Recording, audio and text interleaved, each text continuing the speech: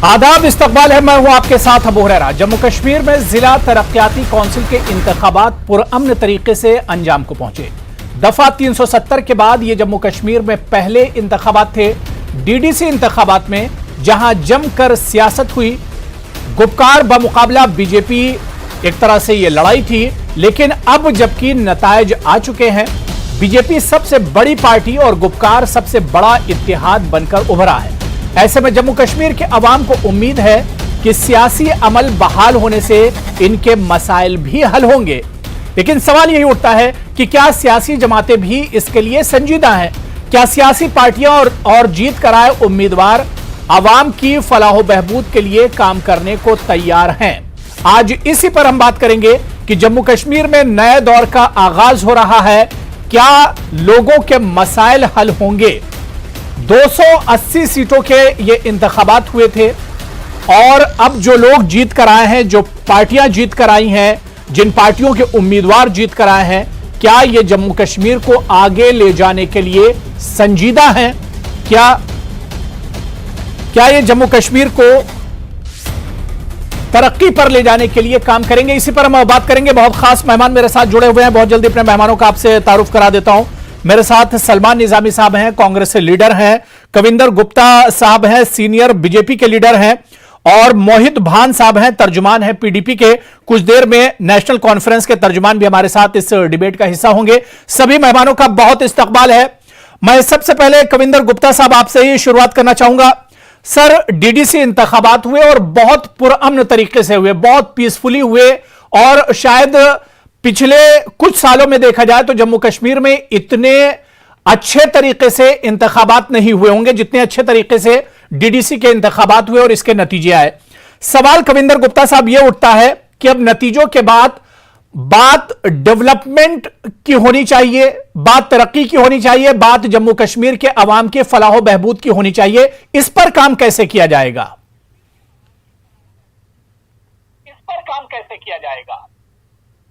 देखिए, आपकी जानकारी के लिए, जब से हमारे प्रधानमंत्री मोदी जी की सरकार आई,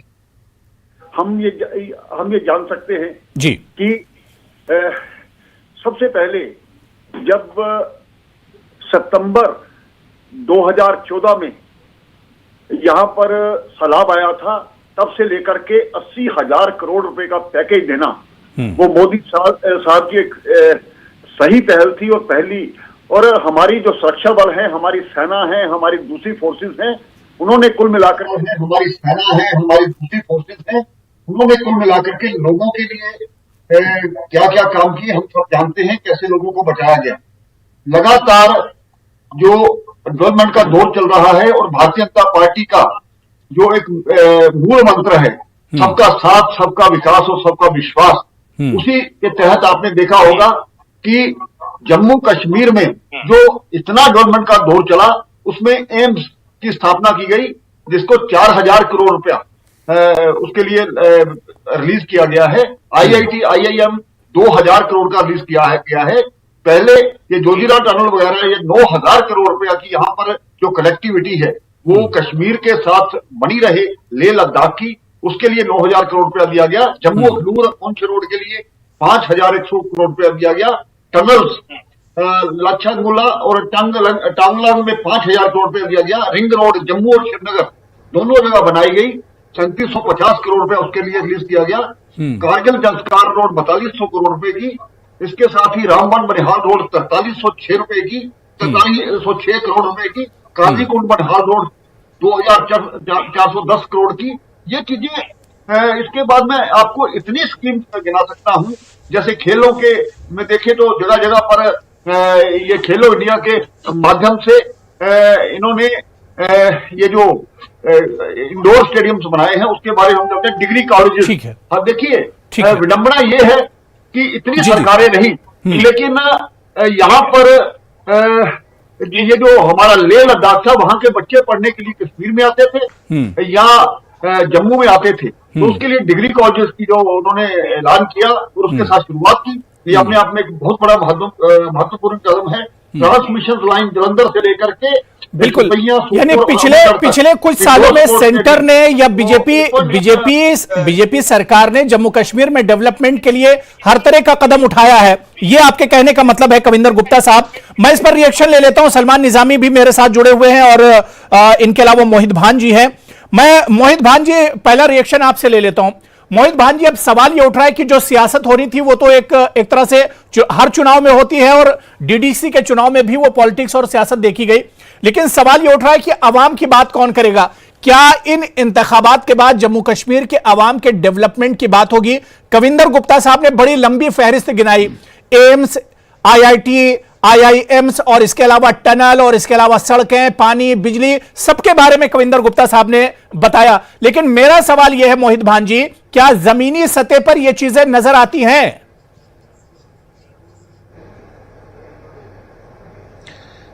देखिए, कविंदर गुप्ता जी ने एक बहुत जैसा आपने बताया कि एक बड़ी लंबी लिस्ट बताई डेवलपमेंट के प्रोग्राम्स की।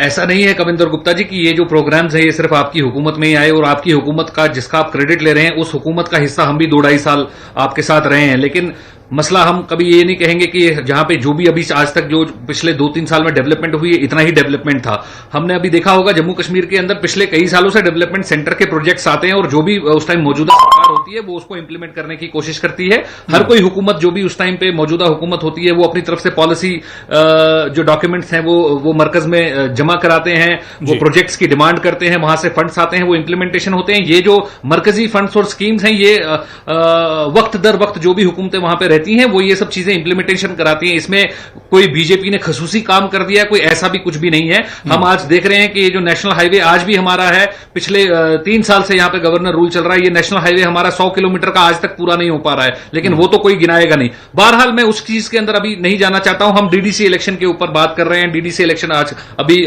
हाल ही में खत्म हुए हैं, उसका फैसला लोगों का सामने आया है, बात हम उसके ऊपर करना चाहेंगे और हमारा फोकस भी उसी के ऊपर रहना चाहिए। बीजेपी अपना एक मंशूर लेकर लोगों के बीच में गई, डीडीसी पोल्स के ऊपर वोट मांगने के लिए 370-35 से एब्रोगेट हो गया और यहां पे जो जम्मू कश्मीर की है इसका चेहरा पलट गया, इसकी काया पलट गई।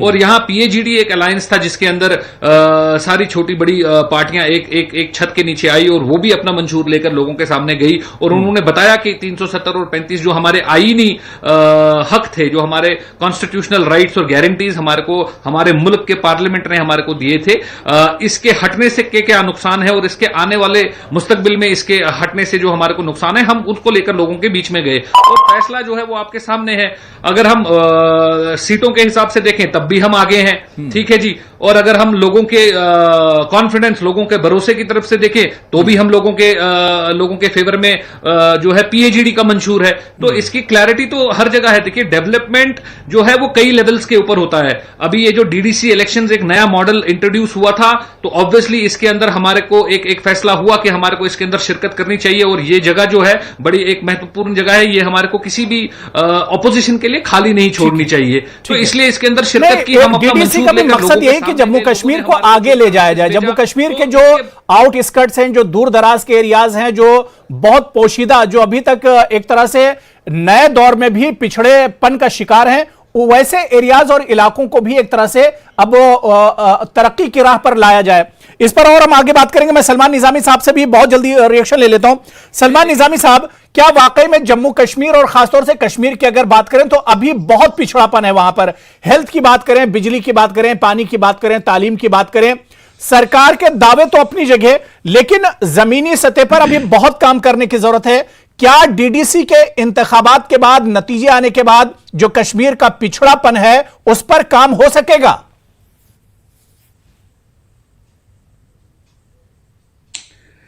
देखिए, अबू हुरैरा साहब अभी तक बहुत लंबी लिस्ट इन्होंने सुनाई और उसमें 70% जो काम थे वो पिछली हुकूमतों के काम वो गिनवा रहे थे।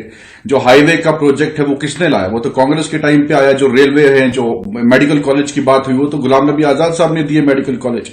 और दूसरी बात यह है कि आप जम्मू कश्मीर के सेंटीमेंट्स को अभी तक समझ नहीं पाए। जम्मू कश्मीर में अगर अमन नहीं होगा तो आप क्या करेंगे? ये रोड शोड बना के जब लोगों की जानें जा रही हैं, जब अमन ही नहीं होगा तो क्या करेंगे आप? अब दूसरी बात ये कह रहे हैं कि जम्मू कश्मीर को हम जी ये करेंगे वो करेंगे। 6 साल में क्या किया?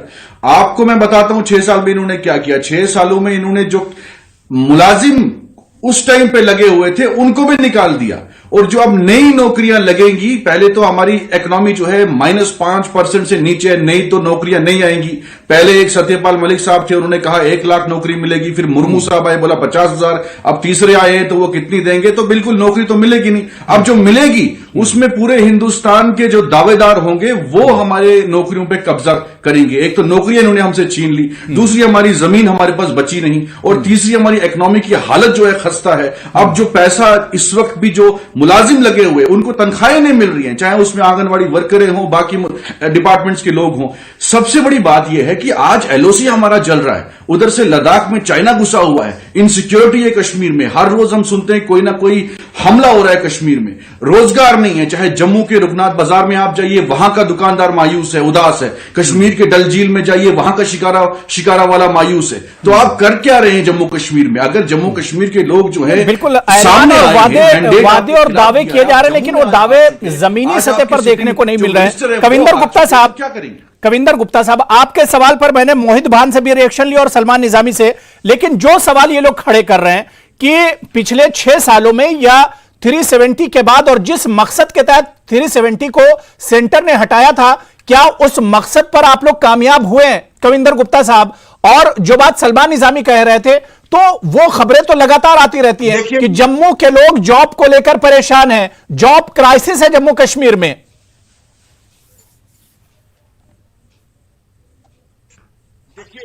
इन सरकारों ने, इन लोगों ने लगातार जम्मू कश्मीर की तबाही की है।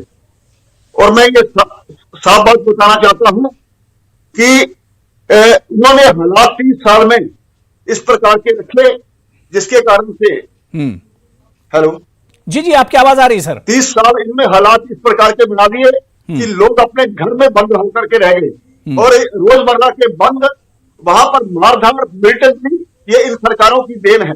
उसी के कारण से कश्मीर में तबाही हुई है। कश्मीर में पाकिस्तान के झंडे चढ़ते थे, क्या घर में रहे लोग तो गुस्से की वजह से सर आज सामने आए। जो लोग वोट नहीं डालते थे वो भी वोट डालने आए, और मैंडेट सामने है कि बीजेपी हार गई जम्मू कश्मीर के डीडीसी इलेक्शन, जम्मू में भी हार गई और कश्मीर में भी हार गई होती है। और 30,000 नौजवानों ने सुरक्षा बलों में जाने के लिए वहां पर अपने पेपर दिए हैं। इनको ये नजर नहीं आता कि इनकी जो 70 साल की तबाही है उसको किस प्रकार से ठीक करना है। नहीं, ठीक है कविंदर गुप्ता साहब, मैं ये कह रहा हूं कि जो तबाही हो चुकी है पास्ट में, माजी में जो तबाही हो चुकी है, अब उसे जहन से निकालकर अब नए कश्मीर की तरफ बढ़ा जाए। पीएम मोदी साहब जिस नए कश्मीर की बात करते हैं उसकी तरफ बढ़ा जाए। लेकिन मेरे यह समझ में नहीं आ रहा है कि पिछले जब से 1 साल से ज्यादा हो गया 370 हटाया गया, लेकिन सरकार कोई ब्लूप्रिंट लेकर नहीं आई कि कश्मीर में किस तरह से काम किया जाएगा, किस तरह से रोजगार दिया जाएगा, किस तरह से हेल्थ पर काम किया जाएगा, किस तरह से एजुकेशन पर काम किया जाएगा। कोई ब्लूप्रिंट अभी तक सामने नहीं आया कविंदर गुप्ता साहब। देखिए आपकी जानकारी के लिए, इन लोगों ने इतनी तबाही करके रखी थी हेल्थ सेक्टर में, नई मेडिकल कॉलेजेस, और वहां पर काम भी शुरू हो चुका है। जो 5 मेडिकल कॉलेज नाम के उन्होंने बनाए थे, लेकिन आज वो जमीनी स्तर पर काम कर रहे हैं। इस कोरोना महामारी के दौरान लगातार जो 500 के लगभग जो डायलिसिस यूनिट हैं वो दिए गए हैं, जो ये वेंटिलेटर्स हैं वो दिए गए हैं, और इतनी दिक्कत आई। और लगातार जो सबसे बड़ी आयुष्मान योजना ये भारत सरकार ने लाई है, और उसके बाद कल प्रधानमंत्री 26 तारीख को उसको सर्टिफिकेट पूरे देश में बांटने जा रहे हैं। और जम्मू कश्मीर का हर आदमी जो बीमारी से मर जाता था, पैसा नहीं होता था, आज उसके लिए 5-5 लाख का जो ये सरकारी अनुदान दिया जा रहा है, ये इनको नजर नहीं आएगा। ये सारी चीजें कांग्रेस ने लूट करके खाया है, बाकी सरकारों ने लूट करके खाया है जम्मू कश्मीर को। ठीक है कविंदर गुप्ता जी, ठीक है, बात हो गई। मेरे साथ इमरान नबी डार जो कि नेशनल कॉन्फ्रेंस के तर्जुमान है, वो भी मेरे साथ जुड़ चुके हैं। इमरान नबी डार साहब, आपका भी बहुत इस्तकबाल है। इमरान नबी डार साहब, गुपकार को शानदार कामयाबी मिली, और इसके अलावा गुपकार अलायंस की अगर बात करें तो एनसीए सबसे बड़ी पार्टी बनकर इस अलायंस की सबसे बड़ी पार्टी बनी है। क्या नेशनल कॉन्फ्रेंस पर सबसे बड़ी जिम्मेदारी आयद होती है कि किस तरह से अब डेवलपमेंट किया जाए, जो पिछड़े इलाके हैं कश्मीर के, वहां पर किस तरह से काम किया जाए? शुक्रिया। अबू हुरैरा साहब, देखिए मैं पहले दो चीजें बोलूंगा। पहली ये बात है कि जो कामयाबी PAGD को मिली है, इस कामयाबी का हकदार जो है वो जम्मू एंड कश्मीर की अवाम है। और दूसरी बात, हमने जो बात कही थी कि डेवलपमेंट ग्रास रूट तक लेनी है, तो मुझे लगता है कि सारे कमर कसे हुए हैं और जिस तरीके में जो वादे हुए हैं वो बराबर पूरे होंगे।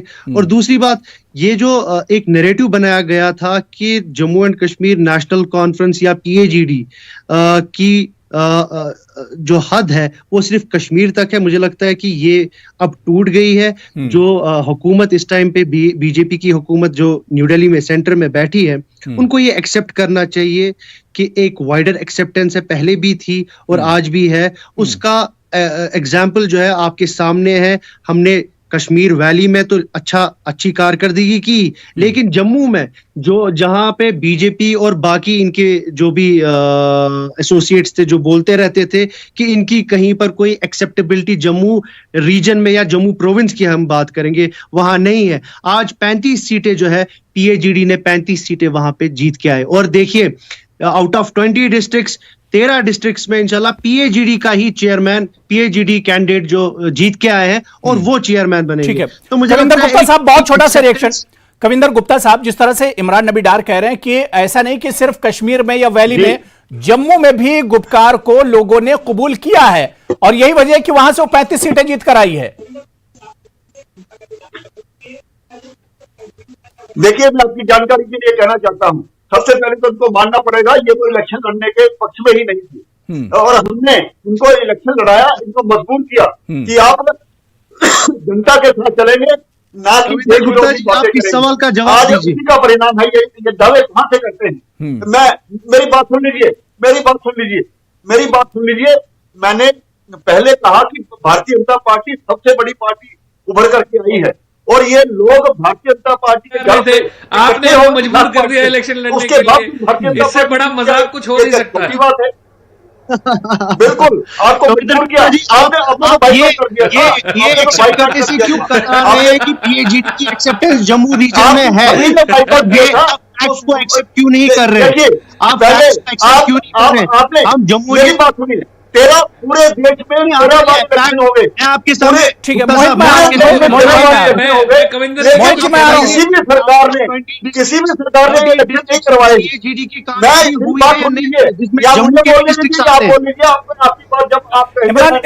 इमरान नबी डार, मैं आ रहा हूँ, इमरान जी सुन लीजिए, मैं आ रहा हूँ, एक एक करके बात कर लीजिए जी। कविंदर जी, सरकारों ने जमीनी स्तर पर आपकी सरकारों ने जमीनी स्तर पर कभी मौका ही नहीं दिया लोगों को एक डेवलपमेंट का। और 3 बार इलेक्शन हुए यहाँ पर, पूरे देश में 13 बार इलेक्शन हुए, यहाँ पर 3 बार इलेक्शन हुए।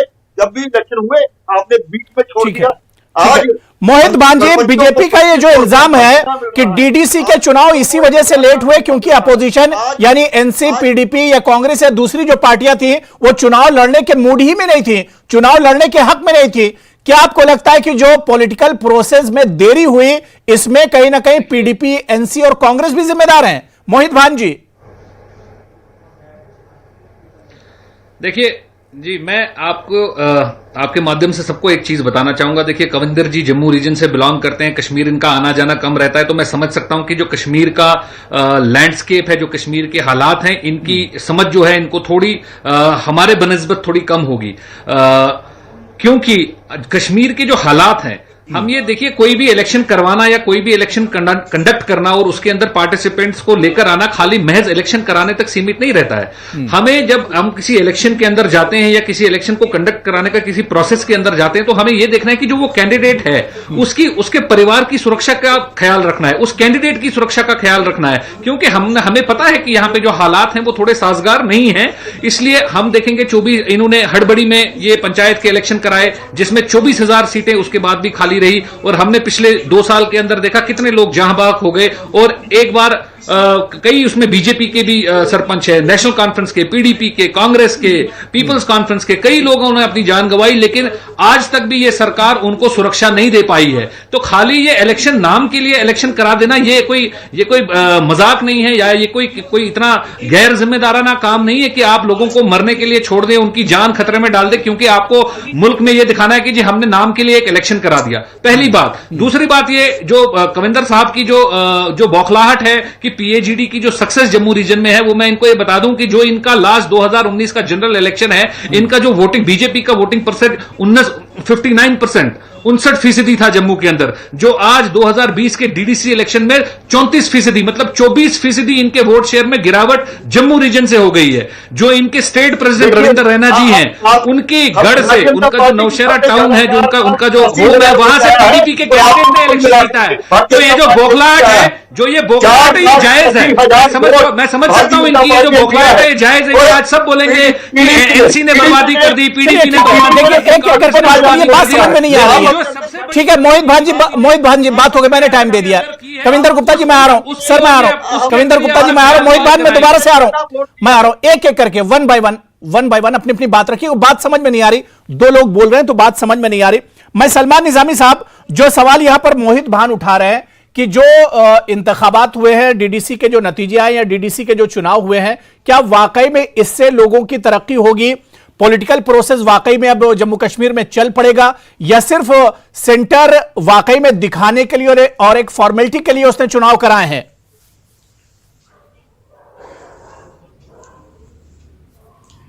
देखिए, अभी मोहित भाई बोल रहे थे और कविंदर गुप्ता जी ने वहां से इंटरप्ट किया। वो बहुत हकीकत बोल रहे थे कि जम्मू में बीजेपी की हालत जो है बहुत खस्ता हुई है, और ये बड़ी अजीब सी बात है। कविंदर गुप्ता जी जो है स्पीकर रहे हैं, डिप्टी सीएम रहे हैं, और ये इलॉजिकल बात करते हैं। साहब, आप जम्मू के वोट शेयर को कैसे कश्मीर के साथ कंपेयर कर रहे हो? कश्मीर की परसेंटेज देखिए वोटिंग में कितनी हुई है और जम्मू में कितनी हुई है। और जम्मू में तो वाकई आप 34% में आए हो।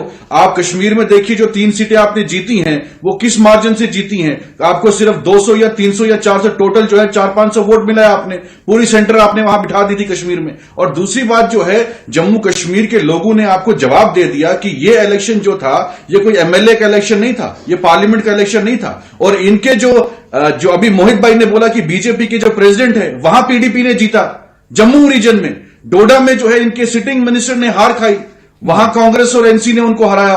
तो जम्मू कश्मीर में जो इन्होंने ये 6 सालों में और खासकर इन 16 महीनों में जिस तरीके से कत्लेआम किया और जिस तरीके से जम्मू कश्मीर के लोगों को परेशान किया, जमीनें हमारी छीनी, नौकरियां हमारी छीनी। कविंदर गुप्ता जी को बोलिए कि निर्मल सिंह ने क्यों कहा कि हां जी हमें लैंड एक्ट मिलना चाहिए, क्या वो इससे सहमत है? वो अनुराग ठाकुर हिमाचल से आते हैं जम्मू कश्मीर में प्रभारी बन के, और हिमाचल में सलमान निजामी साहब जवाब दे रहे हैं, कविंदर गुप्ता जी जवाब दे रहे हैं जी। मैं कह रहे हैं कि मैं 300 कविंदर गुप्ता जी कर रहा हूं। ठीक है, सलमान निजामी साहब सुन लीजिए, कविंदर गुप्ता जी जवाब दे रहे हैं, कविंदर गुप्ता जी जवाब दे रहे हैं जी। कविंदर जी देखिए ये कहते हैं कि हालात साजगार नहीं है। मैं इनको बताना चाहता हूं, पूरे इलेक्शन में एक पत्ता भी नहीं मिला, और अगर ये इन्होंने इलेक्शन करवाए होते तो यहाँ पर तबाही हो गई होती। जहां तक ये हमारी लीडरशिप की बात करते हैं, इनको बताता हूँ हमारे पास लीडरशिप है। क्या हमारे साहब है पूरे इलेक्शन में क्यों नहीं हुआ? एलओसी चल रहा है, राहुल गांधी एलओसी में कितने राहुल गांधी शहीद हुए, कह रहे कुछ नहीं पता नहीं हुए, कितने टेररिस्ट आज नहीं करने लगा है।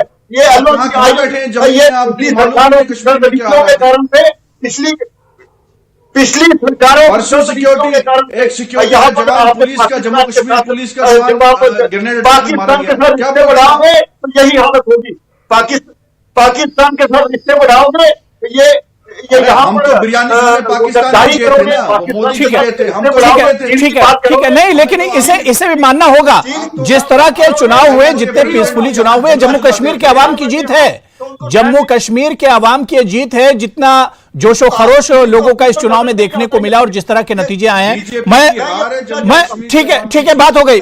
ठीक है, मोहित भान जी कश्मीर को आगे कैसे लेकर जाया जाए? गुपकार इसके लिए क्या कुछ करेगा? पीडीपी इसके लिए क्या कुछ करेगी? क्योंकि महबूबा मुफ्ती जी अभी भी कह रही हैं कि सेंटर कोई भी मौका नहीं छोड़ेगा और सेंटर की तरफ से लगातार दबाव बनाया जा रहा है उनके ऊपर।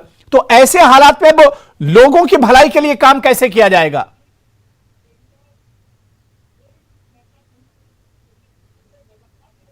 भलाई के लिए एक डीडीसी का एक इलेक्शन था, उसके अंदर हमारे को हिस्सा लेना जरूरी था ताकि ये जो जगह है, मैंने जैसे पहले की बताया कि इसको छोड़ना नहीं है।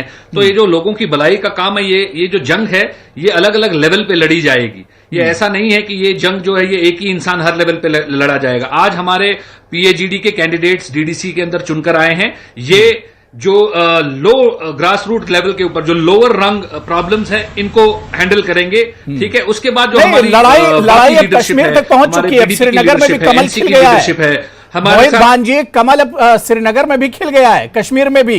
नहीं, तो अब लड़ाई बड़ी होती जा रही है। बिल्कुल, हमने मैं बहुत अच्छी बात है, लड़ाई बड़ी होनी भी चाहिए। और ये जमहूरियत है, इस जमहूरियत के अंदर हर एक पार्टी को अपना मंशूर लेकर लोगों के सामने जाने की इजाजत है और ये लोगों की चॉइस है। उसके बाद वो किसका मंशूर वो सिलेक्ट करते हैं, हम ये नहीं बोलते हैं। लेकिन अगर आप जिन 3 सीटों की बात कर रहे हैं, कमल अगर खिल गया है, उस कमल खिलने के अंदर आपको कविंदर गुप्ता साहब, मैं 20 सेकंड आपको और दूंगा कि जिस तरह से कश्मीर में पहली बार बीजेपी ने 3 सीटें जीती हैं, कश्मीर के लोगों का अगर दिल जीतना है कविंदर गुप्ता साहब, तो कश्मीर के लोगों के लिए काम करना होगा जमीनी सतह पर।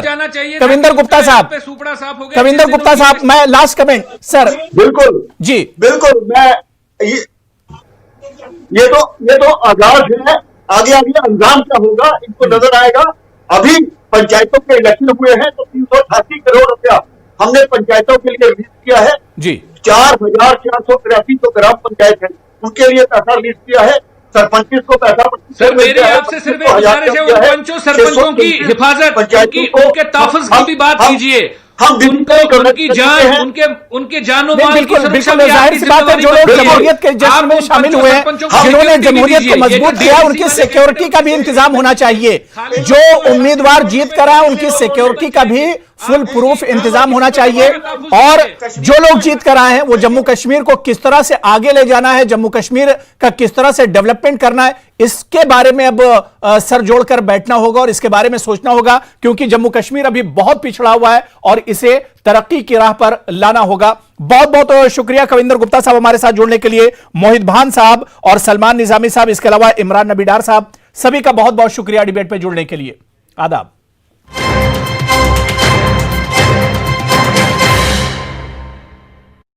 टू मच दूसरे